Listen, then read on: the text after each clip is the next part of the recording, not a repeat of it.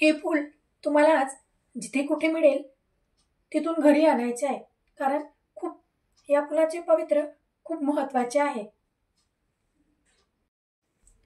गोकर्णाचे फूल म्हणजे तुळशी विवाह कार्तिक महिन्यातील देवदेवांच्या विवाहाच्या दिवशी हे फूल वापरणे महत्त्वाचे मानले गेले आहे. गोकर्णाचे फूल तसेच अपराजिता फूल असेही म्हटले जाते. त्याचप्रमाणे याला शंखाचा आकार असल्यामुळे शंखपुष्पी फूल असेही याचा उच्चार केला जातो. धार्मिक, आध्यात्मिक आणि औषधातसुद्धा गुणकारी असे हे फूल आहे. हे फूल अत्यंत पवित्र मानले जाते. फूल भगवान विष्णू देवींना सुद्धा अर्पण केले जाते. हे फूल घरात ठेवणे तर घरातील वातावरण प्रसन्न आणि सकारात्मक ऊर्जा वाढवते असे मानले जाते.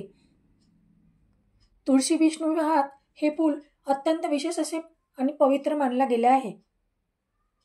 विष्णू पूजा, लक्ष्मी पूजा तसेच भगवान शिवांना सुद्धा हे फूल अर्पण केले असता मनोकामना पूर्ण होते आणि भगवान विष्णूंना हे फूल अर्पण केले असता समृद्धी, सुख, सौख्य नांदते असे मान्यता आहे.